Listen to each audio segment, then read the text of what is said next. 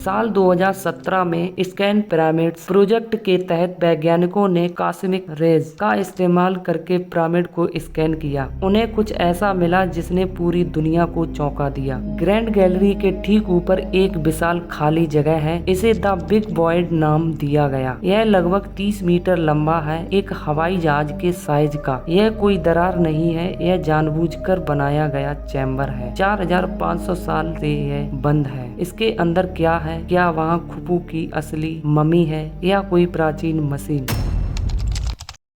नमस्कार दोस्तों, बात है 4500 साल पहले, जब पूरी दुनिया के बाकी हिस्से अभी सभ्यता की शुरुआत ही कर रहे थे। इजिप्ट के लोगों ने रेगिस्तान के बीचों बीच कुछ ऐसा खड़ा कर दिया जो आज 21वीं सदी की मॉडर्न इंजीनियरिंग के लिए भी एक पहेली है। गीजा का ग्रेट पिरामिड दुनिया के 7 अजूबों में से सबसे पुराना और अकेला ऐसा अजूबा है जो आज भी सही सलामत खड़ा है। लेकिन सवाल यह नहीं है कि यह बचा कैसे रह गया, सवाल यह है कि ये बना कैसे था, बिना पहिए, बिना लोहे के औजार और बिना क्रेन के। प्राचीन मिस्र वासियों ने 60 लाख टन वजन के पत्थर कैसे उठाए? क्या यह सिर्फ एक मकबरा था या फिर कोई पावर प्लांट? क्या इसका संबंध एलियन से था? आज हम इस पत्थर के पहाड़ की एक एक परत को हटाएंगे और जानेंगे वो सच जो इतिहास की किताबों में नहीं मिला। सबसे पहले हमें इस स्ट्रक्चर के विशालकाय आकार को समझना होगा। इसकी ऊंचाई 147 मीटर यानी लगभग एक 50 मंजिला इमारत के बराबर। 3800 सालों तक यह इंसान द्वारा बनाया गया धरती का सबसे ऊंचा ढांचा था। इसका कुल वजन लगभग 60 लाख टन है। तुलना के लिए यह बुर्ज खलीफा के वजन से भी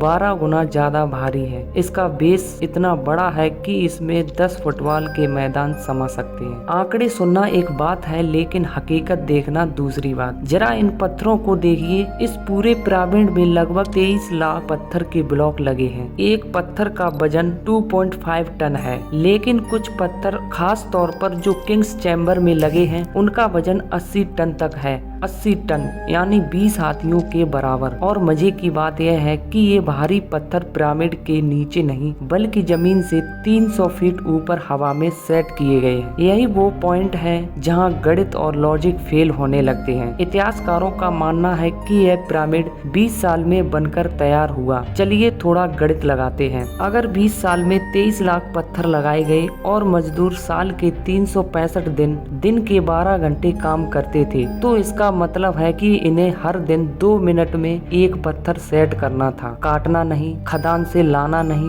बस सेट करना। हर 2 मिनट में एक विशाल पत्थर लगातार 20 सालों तक। क्या यह इंसानी तौर पर संभव है? French architect Jean Pierre Harding ने एक क्रांतिकारी थ्योरी दी, इंटरनल रैंप। हॉर्डिंग का मानना है कि पिरामिड के बाहर एक छोटा रैंप था, लेकिन पिरामिड के अंदर पत्थरों के बीच एक स्पाइनल सुरंग बनाई गई थी जिससे पत्थरों को ऊपर चढ़ाया जाता था। साल 1986 में फ्रेंच वैज्ञानिकों को पिरामिड के अंदर डेंसिटी में कुछ खाली जगहें मिली थी जो इस थ्योरी को सपोर्ट करती हैं। लेकिन पत्थर आए कहां से? ज्यादातर चूना पत्थर गीजा के पठार से ही मिला, लेकिन जो ग्रेनाइट पत्थर अंदर के कमरों में लगा है वो असवान से लाया गया था। असवान गीजा से 800 किलोमीटर दूर है, बिना पहिए और इंसान के। 80 टन के पत्थर इतनी दूर कैसे आए? जवाब है नील नदी। अद्भुत इंजीनियरिंग। पिरामिड सिर्फ बड़ा नहीं है, यह सटीक भी है। इसकी सटीकता ऐसी है जो आज के लेजर उपकरणों को भी टक्कर देती है। ग्रेट पिरामिड के पत्थर इतने सदे हुए हैं कि उनके जोड़ों के बीच आप एक क्रेडिट कार्ड या रेजर ब्लेड भी नहीं डाल सकते। पत्थरों को जोड़ने के लिए किसी सीमेंट का इस्तेमाल नहीं हुआ, ये सिर्फ इंटरलॉकिंग और अपने वजन से टिके हैं। सबसे चौंकाने वाली बात है इसकी दिशा, अलाइनमेंट। ग्रेट पिरामिड पृथ्वी के ट्रू नॉर्थ यानी भौगोलिक उत्तर दिशा की ओर एकदम सटीक इशारा करता है। इसमें गलती सिर्फ 3/60 डिग्री की है। 4000 साल पहले बिना कंपास के उन्होंने सच्चे उत्तर दिशा को कैसे खोजा? यह एक ऐसा सवाल है जिसका जवाब वैज्ञानिक आज तक खोज रहे हैं। और बात यहीं खत्म नहीं होती। क्या आपको पता है कि ग्रेट पिरामिड की 4 नहीं बल्कि 8 साइड्स हैं? जी हाँ, जिन्हें अपनी आंखों से जमीन से नहीं देखा जा सकता।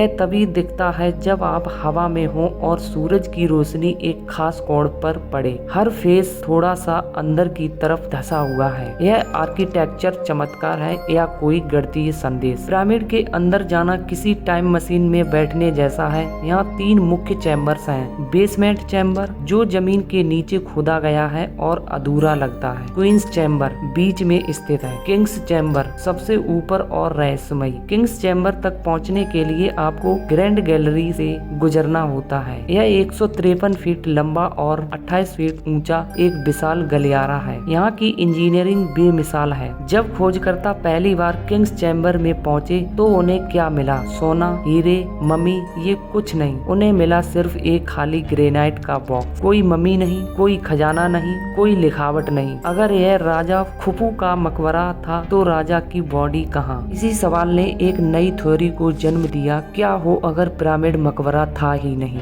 गणित और तारे। साल 1989 में रॉबर्ट वावल ने ओरियन कोरिलेशन थ्योरी पेश की। उन्होंने देखा कि गीजा के 3 पिरामिडों की स्थिति आसमान में ओरियन बेल्ट के 3 तारों की स्थिति के हूबहू मिलती है। यहाँ तक कि तीसरा छोटा पिरामिड ठीक वैसे ही थोड़ा हटकर है जैसे आसमान में तीसरा तारा थोड़ा धुंधला और हटकर है। क्या यह संयोग है? प्राचीन मिस्रवासी मानते थे कि उनके राजा मरने के बाद ओरियन के तारों में जाकर बस जाते हैं। तो क्या यह पिरामिड पृथ्वी पर आसमान का नक्शा था? कहानी अभी खत्म नहीं हुई। साल 2017 में स्कैन पिरामिड्स प्रोजेक्ट के तहत वैज्ञानिकों ने कॉस्मिक रेज का इस्तेमाल करके पिरामिड को स्कैन किया। उन्हें कुछ ऐसा मिला जिसने पूरी दुनिया को चौंका दिया। ग्रैंड गैलरी के ठीक ऊपर एक विशाल खाली जगह है। इसे द बिग वॉइड नाम दिया गया। यह लगभग 30 मीटर लंबा है, एक हवाई जहाज के साइज का। यह कोई दरार नहीं है, यह जानबूझकर बनाया गया चैम्बर है। 4500 साल से यह बंद है। इसके अंदर क्या है? क्या वहाँ खुफू की असली मम्मी है या कोई प्राचीन मशीन या फिर ज्ञान का भंडार? आज तक कोई इसके अंदर नहीं जा पाया। गीजा के पिरामिड सिर्फ पत्थर के ढेर नहीं है, यह इंसानी इच्छा शक्ति का सबूत है। यह सबूत है कि जब इंसान ठान ले तो वो असंभव को भी संभव कर सकता है, चाहे वो एलियंस ने बनाया हो या हमारे पूर्वजों ने अपनी मेहनत से। सच यह है कि हमारे पास आज भी सारे जवाब नहीं है। शायद पिरामिड हमें यही सिखाने के लिए खड़े हैं कि हम चाहे कितना भी जान लें, रहस्य हमेशा बाकी रहेंगे।